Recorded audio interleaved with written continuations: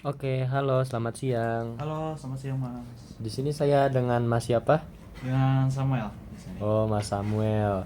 Perkenalkan, saya Pangga Santosa dari program studi psikologi Fakultas Psikologi Universitas Buana Perjuangan Karawang. Mhm. Izin mewawancarai Mas Samuel berarti ya. Ya, Saya Samuel. panggil Samuel. Apakah bersedia untuk wawancara pada hari ini? Ya, saya bersedia Mas. Oke, sebelum kita masuk, tadi gimana di jalan? Apakah ada kendala atau macet di jalannya? Di jalan tadi aman aja sih Mas. Lancar, lancar, lancar banget lah. Lancar ya, alhamdulillah. Kalau boleh tahu kesini itu berapa menit mas? Dari rumah atau dari mana masnya?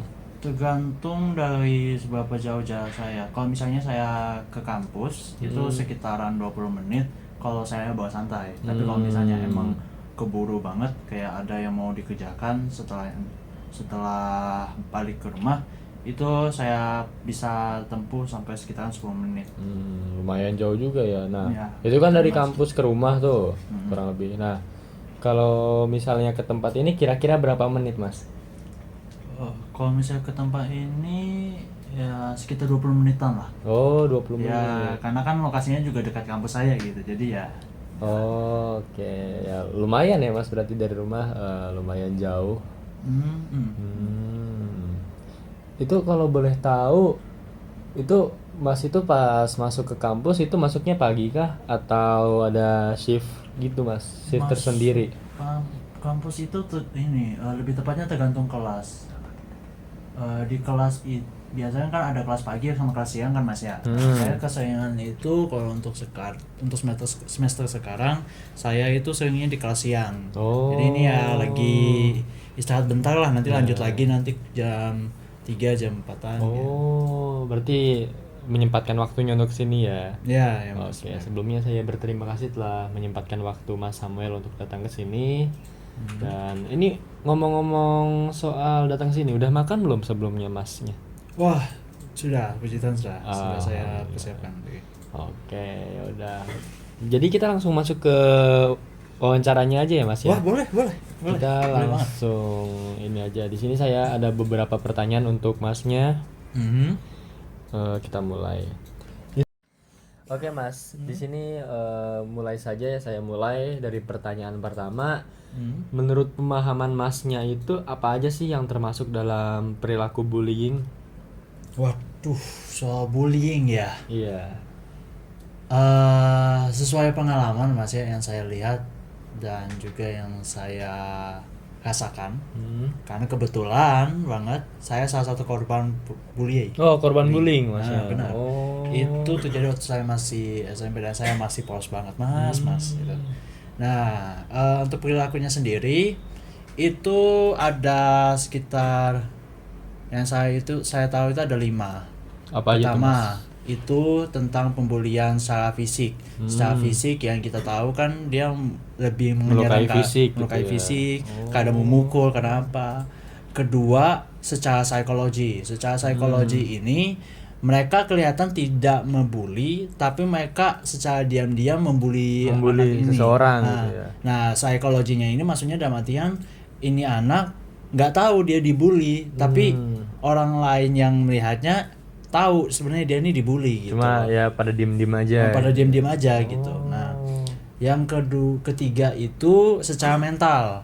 Nah, secara mental ini si korban atau si victim itu mereka di pressure dalam artian dituduh melakukan sesuatu hal yang tidak mereka lakukan. Contoh, ini kebetulan kejadian sama saya. Saya nggak di kelas waktu itu cuma mengatakan sesuai kebenaran tentang teman saya yang tidak mengerjakan tugasnya. Ya udah saya kabarkan lah ke guru saya gitu. Kalau emang faktanya beliau ini tidak mengerjakan tugasnya. Pada akhirnya karena tindakan saya itu orang melihat saya kayak bahasanya tuh ember lah Mas, kalau zaman sekarang kita nyebutnya ember kan ya. Jadi ngasih tahu gurunya gitu ya. Ih kamu nih coba dong, nggak bisa diam lalu gitu. Jadi ya karena kejadian itulah orang-orang pada langsung memfitnah saya. Contoh, seperti waktu saya ke kantin. Dikiranya saya itu bolos kelas, padahal kan saya ke Lagi kantin jajan itu gitu ya? bukan, saya ke kantin itu karena emang dipanggil oleh ini guru. Oh, Ada malah dipanggil guru gitu. kebetulan kan ada guru ini kenalan dari keluarga saya. Hmm. Nah, beliau pengen bahasanya kan saya masuk ke sekolah saya dulu SMP itu. Nah, itu kan dipromosikan oleh beliau gitu. Ya, kita panggil aja guru yang kenal sama bapak saya ini Pak Kevin ya. Oke. Nah, Pak Kevin ini saya sudah kenal beliau sama keluarga itu sekitar 1 tahun gitu. Nah, udah dipanggil beliau, gimana ditanyakan gimana sekolahnya, enak gak? Saya bilang ya udah enak. Nah, setelah kejadian ini selesai, saya balik ke kelas, saya difitnah karena katanya saya bolos kelas karena makan gitu. Padahal kan kejadian itu nggak ada buktinya mereka. Tapi karena banyak menyupport si satu orang ini, saya jadi kena pressure gitu kan di situ. Saya jadi kondisinya panik, gak tahu ngapa-ngapain. Nah, inilah yang saya maksud dengan bullying secara mental. Yang kedua, bullying yang kedua yang keempat apa-apa, santai Mas. yang saya ingat itu bullying yang melalui sosial media, apa namanya kalau salah, cyberbullying ya. Cyberbullying, Nah, cyberbullying ini seseorang ngebully si korban ini dengan cara lewat sosial media gitu. Emang nggak dimention dianya gitu, tapi dianya sudah tahu itu bahwa itu dia gitu loh. Dibully. Pada akhirnya di-pressure oleh viewers yang lain juga mengatakan orang ini apa nggak guna lah, atau mungkin menjijikan lah, atau bahkan yang lebih parah itu ada sempat saya dengar itu kayak kabarnya orang sempat bunuh diri karena dibully gitu ya. Karena dibully lewat cyber ini. Nah, itu yang salah satunya. Yang kelima ini bully secara diam. Nah, ini biasanya kejadian sering waktu dalam artian orang-orang di sekitar kita itu tahu kita tuh dibully, tapi mereka ikut secara diam-diam. Gitu. Jadi dikasih tahu cuma di belakang gitu ditarik secara diam-diam, mereka ngomongnya gitu bahasanya. Ya kayak kitanya lihat mereka baik depan kita gitu. Tapi pada faktanya mereka kebalik. yang memancing kita gitu. Ya. Gitu. Itu sih yang saya tahu soal kata bullying ini sendiri. Lumayan ngenes juga bisa dibilang gitu kan. Ya sih. Dari 5 aspek bullying yang Mas ketahui itu, bentuk bullying apa sih yang paling sering terjadi? Apakah yang cyberbullying itu, atau yang bullying secara fisik, atau yang secara psikologis, atau yang mana Mas kalau menurut Masnya? Untuk di zaman yang sekarang ini yang saya ketahui, bullying itu paling sering terjadi secara mental dan juga secara cyberbullying itu. Kenapa begitu Mas kalau boleh tahu? Karena gini, untuk zaman sekarang kan sudah ada peraturan baru itu kan yang mengenai soal bagi mereka yang ngebully secara fisik tanpa diketahui ini secara fisik akan dikenakan bahasanya hukuman dari peraturan undang-undang sekarang kan. Saya lupa sih undang-undang berapa, tapi ada yang waktu itu yang kayak gitu lah ya, menjelaskan gitu. Nah, untuk alasan keduanya adalah karena emang faktanya zaman sekarang itu orang-orang gen zaman sekarang, gen apa kalau nggak salah sekarang? Gen Z. Gen Z ya. Gen Z zaman sekarang itu mereka lebih lemah kalau mereka di pressure. Jadi kebanyakan orang itu memanfaatkan itulah dengan cara ngebully mereka, nge-pressure mereka. Pada akhirnya korbannya nggak bisa berkutik. Gitu. Ya, nanti pada akhirnya dia nggak akan bisa punya ruang gerak kalau kayak gitu ya Mas. Ya benar, dibikin benar-benar terkunci. Diam ya. Nanti pada akhirnya ya selama ya mungkin nggak tahu juga ya, mungkin selama hidupnya akan merasakan trauma dan penderitaan juga gitu ya Mas ya. Itu sih. Oke. Dan boleh nggak sih Masnya ngasih contoh lagi tentang bullying verbal atau sosial yang pernah Masnya lihat gitu, mungkin di Facebook, Instagram, atau di Twitter, YouTube mungkin ada nggak Mas? Salah satu aja gitu.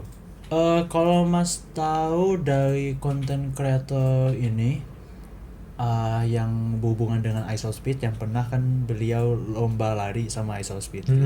Nah, si korban ini saya nggak usah mention lah namanya, mungkin yang mendengar bakal tahu siapa orangnya. Tapi yang jelas si korban ini sempat menantang salah satu konten creator ini terkenal Isospeed untuk lomba lari gitu. Nah, beliau ini kan sudah kalah, walaupun dia tuh gak mau semangat dia untuk melawan kembali supaya at least dia menang itu ada dalam dirinya. Ya udah dikasih kesempatan pada akhirnya ya udah Gak bisa juga. kalah juga. Nah, yang paling parahnya lagi beliau ini mau sampai sekarang di akun TikToknya, akun Instagramnya, dia diserang oleh viewer-viewernya Isospeed dengan mengcompare dirinya itu lemah, dirinya itu apa, udah tahu kamu tuh salah, kalah gitu loh. Kamu ini masih aja maksa kayak gini gitu. Yang suaranya itu bukan Mas? Ada benar. Ya gitu ya Mas ya suaranya. Nah, Cukup. sampai sekarang masih banyak viewer itu nge-pressure dia gitu. Oh. Ya saya bersyukurnya di sini. Karena mindset si korban ini kuat, jadi dianya bukan nangkap sebagai viewer itu tuh haters lah dalam sebutannya. Sekarang tuh haters saya itu secara besar-besaran. Tapi yang paling parah itu kalau misalnya korbannya itu jika gak sekuat dia, nah itu yang bisa parah. Ya kita nggak tahu, bisa bunuh diri lah, bisa. Nah itu itulah. possibility yang bakal terjadi gitu kepada mereka yang kena pressure. Ya emang ngeri juga sih Mas ya kalau bullying di. Makanya saya sendiri juga kayak merasa untuk di zaman sekarang ini bukannya kebanyakan anak-anak zaman sekarang tuh nggak lihat gitu konsekuensi dari mereka membuli seseorang tuh apa gitu. Kadang mereka buat senang-senang aja gitu. Ya. Bahasanya cuma senang-senang gitu. Kitanya nggak tahu apa yang dirasakan korban kan gitu. Bisa aja yang dirasakan korban itu mereka itu serius nangkapnya. Pada akhirnya tiba-tiba orang ini mau bunuh diri lah, menyayat tangannya lah, atau bahkan dengan segan-segannya dia itu bahkan pernah pengen membuat kejadian di mana dia tuh dituduh sebagai diracunin gitu loh. Dengan sengaja dia minum racunnya gitu. Ya, parah sih, bukan cukup parah, emang parah gitu ya kalau bullying ini. Oke, selanjutnya Mas. Menurut Masnya sendiri juga seperti apa sih ciri-ciri umum seorang pelaku bullying? Apakah dia yang bisa punya punya power atau yang punya integritas atau gimana kalau menurut Masnya? Justru berkebalikan dengan saat itu. Gini, orang yang punya power, orang yang punya uang emang bisa membuli seseorang. Tapi sebenarnya orang yang ngebully seseorang itu adalah orang yang nggak mempunyai, yang iri terhadap korban ini.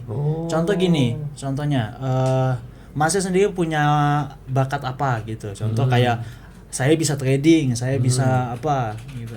Nah, orang-orang yang nggak bisa trading melihat Mas itu bisa trading, mereka nggak akan mau melihat Mas sukses gitu.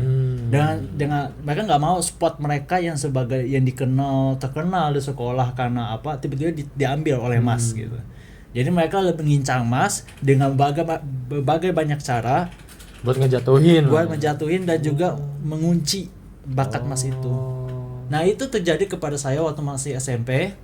Saya itu saya sedih sampai sekarang, bahasanya nyesel. Saya nggak ambil tindakan sih untuk ini ya. Tapi ya udahlah gitu. Nah pada masa saya SMP, saya itu bahasanya dikenal orang tuh baik dan terlalu baik lah bahasanya. Terlalu baik dan juga punya bakat untuk nyanyi gitu. Dan banyak orang melihat tuh kayak, wih ini anak kecil-kecil sudah bisa suaranya nyanyi. Bagus banget gitu. Saya dulu sempat masuk ikut lomba di sekolah dan menang juara 1. Wah, mantap itu Mas. Nah makanya karena bakat saya ini gitu. Terus tapi karena bakat saya tunjukkan itu, tiba-tiba waktu di saat itu juga ada satu orang ini, dia ini anak kepala sekolah. Saya nggak usah mention namanya. Dan juga saya juga nggak mau ngejatuhin dia lah dengan saya memberitahukan ini. Tapi faktanya dia ini anak kepala sekolah, dan dia salah satu alasan kenapa saya ini tiba-tiba nggak berani lagi meningkatkan bakat saya ini, gitu.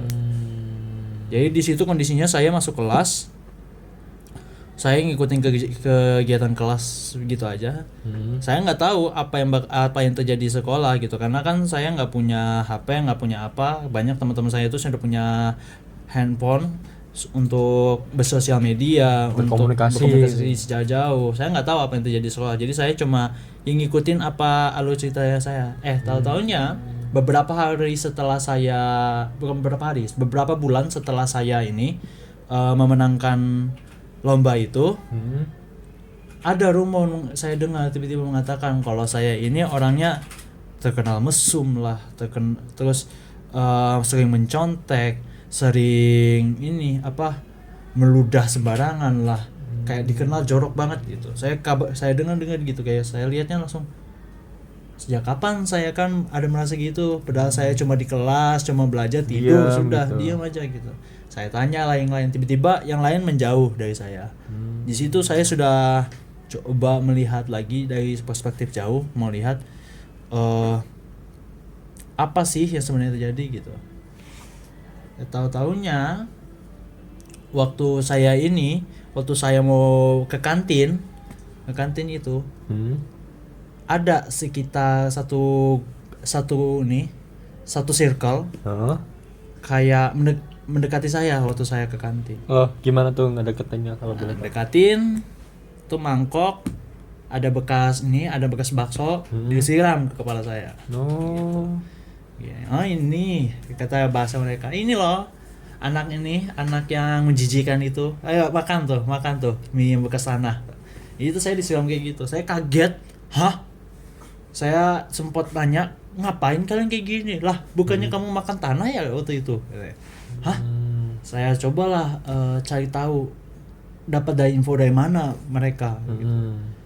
Pas sudah sekian lama mencari, barulah saya sadar ternyata ketemu gitu ya, beliau yang menyiram saya selama ini itulah dalangnya gitu loh. Oh, berarti emang dia nggak suka gitu.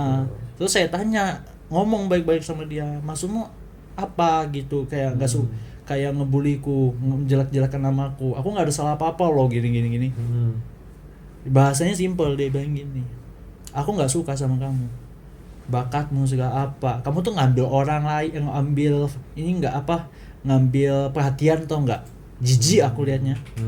Harusnya orang lain tuh lihat prestasiku main bola, ngapain lihat lu yang bisa nyanyi gitu. Bahasanya kayak gitu, kayak cewek katanya. Dia ngomong kayak gitu, saya langsung kaget. Di situ saya hanya diam. Nah itu yang saya salah kadang, yang salah nangkap untuk suatu hal kayak gitu. Saya milih diam ketimbang saya ngambil aksi. Itu sih ya, karena masnya juga mungkin kaget kali ya, pertama kali dengar kayak gitu kan. Nah inilah yang saya maksud dampak dari bullying itu. Oke, lanjut ya Mas gitu. Tadi kan itu ciri-ciri umum seorang pelaku bullying ya. Iya, benar. Nah, sekarang sebaliknya, seperti apa sih ciri-ciri yang sering dimiliki oleh korban bullying atau yang Masnya sendiri rasain, itu gimana Mas? Keseringan mereka yang punya ini sih Mas, apa bahasanya? Sesuai saya mention tadi, kebanyakan orang bullying itu kan orangnya iri semua kan ya.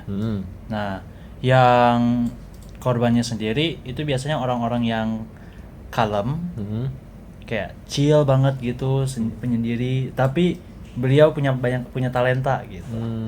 Talenta yang nggak dimiliki oleh si pelaku gitu. Jadi sebaliknya gitu ya Mas ya? Ya benar. Oke. Lanjut lagi ya Mas. Apa sih yang biasanya mendorong seseorang atau sekelompok orang itu untuk melakukan bullying menurut pengalaman Masnya gitu, kalau boleh tahu? Biasanya gini, orang berani melakukan bullying itu kalau mereka itu sudah punya power. Gini, power itu bukan dalam artian kamu punya uang, kamu punya kekuatan, enggak hanya itu. Kadang kamu punya circle yang luar biasa besar aja, itu sudah dianggap power loh. kamu dengan bilang memberitakan berita hoax, terus kamu mention aku nikah temanmu udah lama, mereka akan menyupport kamu ketimbang menyupport si korban ini. Jadi kayak kelompoknya sendiri gitu. Iya, benar. Mereka sama kelompoknya sendiri untuk ngebully orang yang orang yang santai gitu.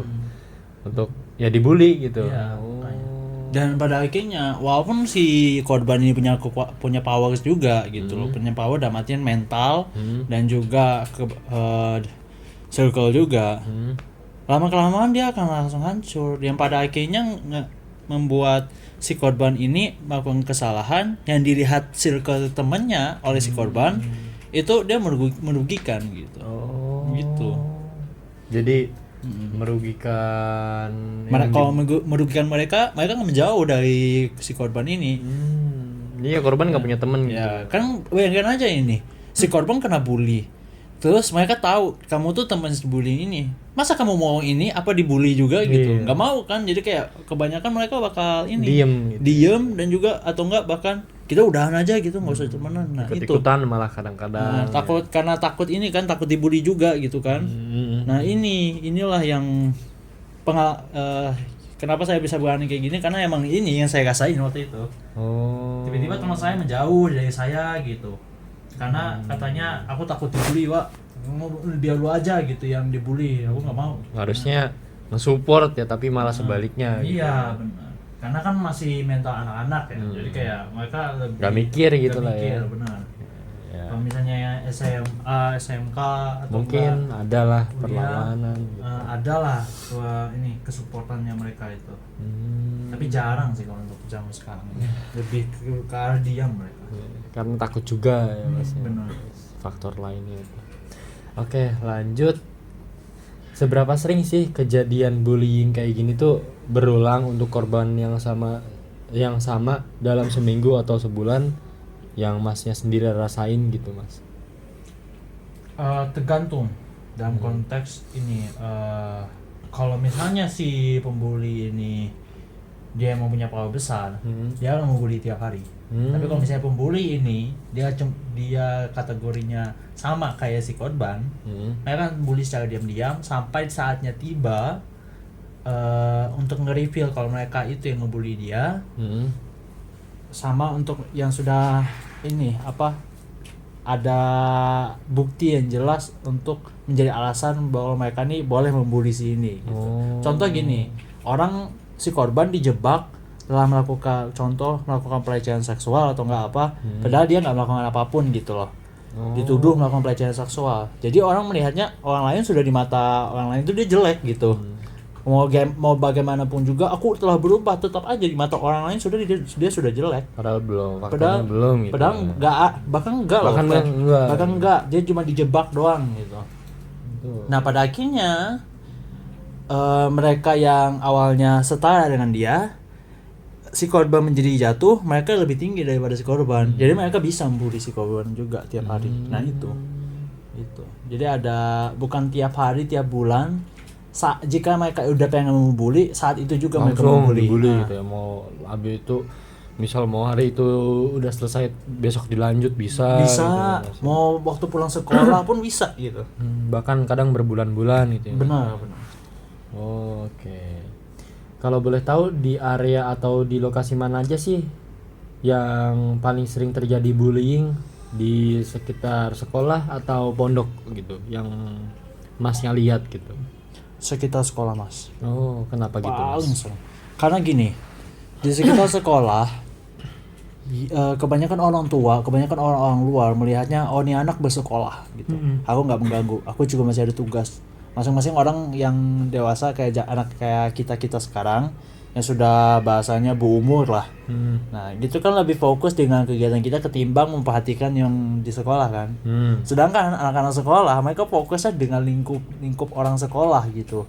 Kadang pada staf guru, kadang ada dari gurunya enggak staf kepala sekolah, atau mungkin yang ini yang ngurus-ngurus taman kayak bersih-bersihin gitu, Mas. Nah itu doang yang bahasanya tuh menjadi yang punya mata melihat korban gitu. Tapi kadang juga guru-guru lebih fokus ke mereka, Terus kepala sekolah lebih fokus dengan proyek selanjutnya, dengan event-event selanjutnya. Jadi pada akhirnya anak-anak itu dibiarkan berkembang sendiri di lingkungan anak-anak gitu. Tanpa kita tahu mereka itu Dibully apa enggak lagi berhubungan baik apa enggak gitu. Lagi dibully apa enggak, mereka nggak akan tahu. Yang tahu cuma mahasiswa atau enggak murid gitu. Cuma mereka aja yang tahu gitu. Oke. Jadi emang rentan banget ya Mas. Benar.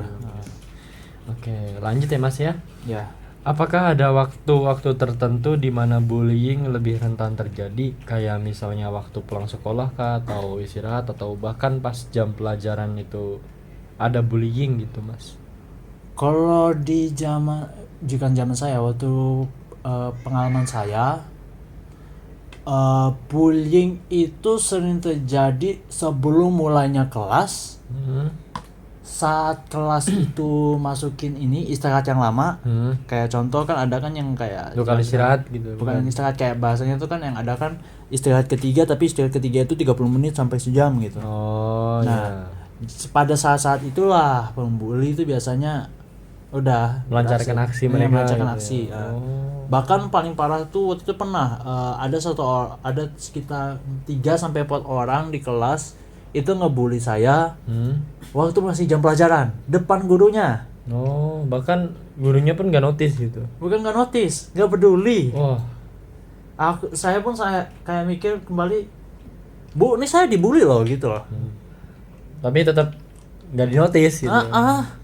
Kayak pura-pura nggak tahu lah, kayak lebih kalau misalnya kita notice, saya aja melihat orang dibully aja kayak mau itu hal kecil kita pasti tahu kan, oh ini anak dibully gitu.